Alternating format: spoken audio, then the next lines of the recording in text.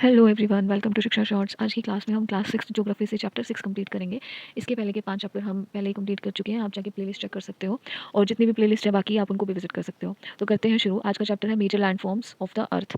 Surface of the earth is not the same everywhere. Some parts of the lithosphere may be rugged and some flat. कहीं पे ऊबड़ खाबड़ देखने को मिल सकता है, कहीं पे बिल्कुल फ्लैट देखने को मिल सकता है। These landform are result of two processes, internal process and external process. Internal process में क्या होगा?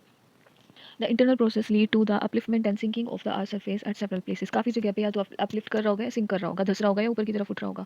और एक्सटर्नल प्रोसेस में हम देखेंगे the continuous wearing down and rebuilding of the land surface. ये क्या होगा? हट रहा होगा, दोबारा से बन भी रहा होगा एक्सटर्नल में। The wearing away of the earth surface is called erosion. जब ये हटता है, जब जमीन से कुछ भी हट रहा है, उसको हम इरोजन कहते हैं। The surface is being lowered by the process और इरोजन एंड इरोजन से तो ये कम होता जाता है, rebuild by the process of deposition. और बनता कैसे है? डिपोजिशन से बनता है। ये तीन एजेंट, तीन उसमें बता रखे हैं, जैसे कि running water, ice and wind. इन तीनों से भी इरोजन एंड डिपोजिशन होता है। इस प्रोसेस को हम ऐसे समझ सकते हैं, जब भी आंधी आती है तो आंधी अपने साथ बहुत सारा रेत लेके आती है। जो तो रेत जिस जगह से हट के आ रहा है ना, तो वहाँ से वो रेत इरोड हो रहा है और कहीं जाके वो रेत इकट्ठा हो जाता है ना, वहाँ वो रेत हो रहा है डिपोजिट। तो ये सारा का सारा हम यहाँ से समझ रहे हैं। अब माउंटेन के बारे में पढ़ेंगे इस चैप्टर में, प्लेट्यूज के बारे में पढ़ेंगे और प्लेन्स के बारे में पढ़ेंगे। लैंड फॉर्म्स है basically. A mountain is any natural elevation on the earth surface. It is considerably higher than the surrounding area. जो नॉर्मल एरिया उससे उठा हुआ जो होगा एरिया, उसको बोल देंगे mountain. In some mountain there are permanently frozen river और ऑफ आइस। कुछ ऐसे माउंटेन है जिनके आसपास में आपको बिल्कुल फ्रोजन रिवर मिलेगी और उनको कहते हैं ग्लेशियर्स। तो फ्रोजन जो परमानेंटली फ्रोजन है ना, उनको कहेंगे हम ग्लेशियर।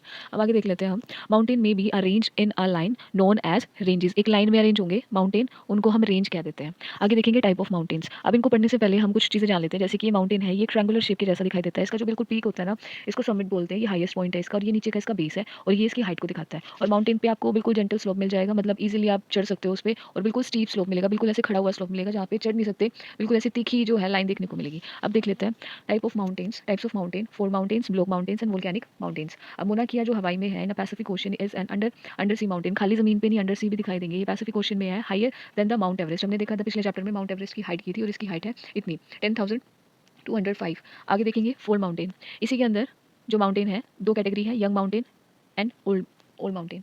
जो यंग माउंटेन है वो अभी अभी मतलब इतने ज़्यादा यंग नहीं है कि कल परसों बने होंगे, बट इसके कंपैरिजन में बहुत ज़्यादा बाद में बने हैं। Mountain with rugged relief and high conical peaks, जिनकी ऐसे बिल्कुल पीक से निकली होती है ना, उनको बोलेंगे। आगे है राउंडेड फिगर्स।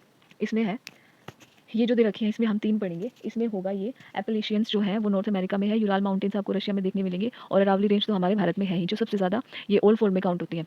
यंग माउंटेन्स में हम देखते हैं एग्जाम्पल हिमालयंस आ जाएंगे और लैप्स भी आ जाएंगे। आगे देखेंगे ब्लॉक माउंटेन्स। ब्लॉक माउंटेन्स को पढ़ते समय हम एक चीज़ देख लेंगे, when large area are broken and displace vertically. जब ये टूट के बिल्कुल वर्टिकली नीचे गिरता है ना, इसको बोलेंगे ब्लॉक माउंटेन्स। इसमें ना दो प्रोसेस आपको देखने को मिलेंगे, एक तो होता है हॉट्स और एक होता है ग्रैबन। ये जो ऊपर की तरफ उठेगा इसको हॉट्स बोलेंगे और नीचे की तरफ जो है इसको ग्रैबन बोलेंगे। The uplifted block are terms as horsts, the lower block are called the graben. ये नीचे की तरफ सरक जाएगा तो इसको, इसके एग्जाम्पल है द राइन वैली एंड ये है Vosges mountain in the Europe.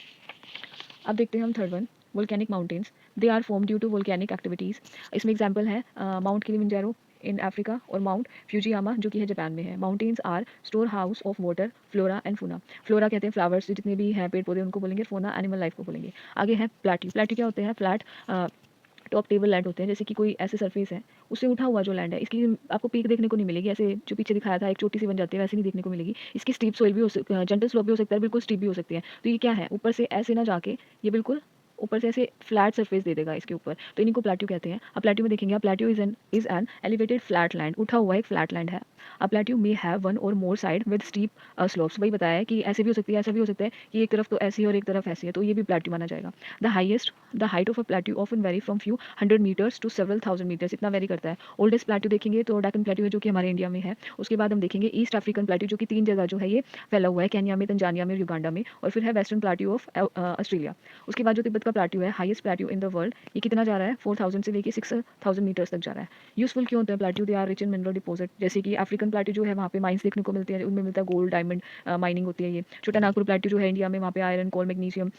They may be several waterfalls, और यहाँ पे बहुत सारे वाटरफॉल्स आपको देखने को मिल जाएंगे जो टूरिस्ट को अट्रैक्ट करते हैं। छोटा नागपुर प्लेट्यू, इसमें स्वर्णरेखा रिवर है, उसमें हुंद्रू फॉल्स है। उसके बाद देख लेते हैं हम जॉग फॉल्स इन कर्नाटका। फिर आते हैं the lava plateaus are rich in black soil, क्योंकि जो लावा निकलता है वो जब ठंडा हो जाता है तो वो ब्लैक कलर में कन्वर्ट होता है और फिर वही मिट्टी जो है डिपॉजिट होती रहती है और फिर वही क्या बनाएगी? ब्लैक सोइल बनाएगी। आगे देखेंगे plains. Plains are large stretches over the flat land, दूर तक जो फैला हुआ है वहाँ पे कोई भी आपको ऐसा प्लेट्यू या कोई माउंटेन देखने को मिलेगा नहीं। Not more than 200 metres above mean sea level, highly populated होते हैं ये, इससे ज़्यादा हाइट नहीं आपको मिलेगी। और यहाँ पे बहुत ज़्यादा जो है पॉपुलेशन देखने को मिलेगी। क्यों देखने को मिलेगी? क्योंकि यहाँ पे ना लाइफ ज़्यादा आसान होती है। आप यहाँ पे ट्रांसपोर्टेशन देख लो, हर तरीके की जो फैसिलिटीज़ है वो फ्लैट पे ज़्यादा पॉसिबल है इंस्टेड ऑफ माउंटेन्स और प्लेट्यूज। आगे देखते हैं, the river flow down the slope of mountains and Erode them, they carry forwarded eroded material. जब भी रिवर चलती है तो जितना भी इरोडेड मटीरियल अपने साथ लेके आगे चलती है, then the deposit their load consisting of stones and sand and silt along their courses and their valleys. It's form these deposit that plains are form। जैसे कि रिवर चलती है ऊपर से आएगी तो अपने साथ मोटे मोटे पत्थर लेके आती है, फिर चलती क्या करती है, जो छोटे छोटे पत्थर तक आ जाती है, और फिर लास्ट में जाके वो सारा जितना भी अपने साथ लेके आई थी, सिल्ट लेके आई थी, वो एक जगह पे जाके डिपॉजिट कर देगी। और जहाँ भी वो डिपॉजिट करती है वहीं से जो है प्लेन्स का फॉर्मेशन होना शुरू हो जाता है, और वो बहुत ज़्यादा फर्टाइल होते हैं, क्योंकि अपने साथ जितनी भी अच्छी मिट्टी थी, जितनी भी फर्टाइल सॉइल थी, वो अपने साथ लेके आते हैं नीचे। Thickly populated region of the world, यहाँ पे जो है थिकली पॉपुलेटेड मिलेंगे ऑब्वियसली। यहाँ पे जितनी भी खेती वगैरह है वो बहुत अच्छी होती है। उसके बाद है largest plains made by the rivers are found in Asia and North America. यहाँ पे सबसे बड़े बड़े जो है आपको प्लेन्स देखने को मिल जाएंगे। एशिया जो कि इंडिया में है, फॉर्म बाय द, ये कैसे बना है और कौन कौन सी रिवर से? गंगा एंड ब्रह्मपुत्रा रिवर से बना है। और ये जो है चाइना में यांगजी करके जो रिवर है वो है। उसके बाद आ जाता है landform and the people. Life is difficult in mountains. Obviously mountains पे क्यों होगी डिफिकल्ट? क्योंकि वहाँ पे स्नो है, और इतनी ज़्यादा जो है लाइफ इजी नहीं होगी, क्योंकि वहाँ पे ट्रांसपोर्टेशन भी अच्छे से काम नहीं कर पाएगा और डिले होगा, सारी चीज़ें डिले हो जाती हैं। बल्कि प्लेन्स पे क्या है, चीज़ें बहुत आसान है और कंडीशन फेवरेबल कंडीशंस है रहने के लिए। वेदर भी इतना ज़्यादा हार्श नहीं होता प्लेन्स पे, और सारी की सारी फैसिलिटीज़ हमें मिल जाती हैं। तो ये हमारा चैप्टर था, यहाँ पे कंप्लीट होता है। अगर आपको ये वीडियोज़ अच्छी लग रही हैं तो प्लीज़ लाइक कीजिए, चैनल को सब्सक्राइब कीजिए। Thank you so much for watching.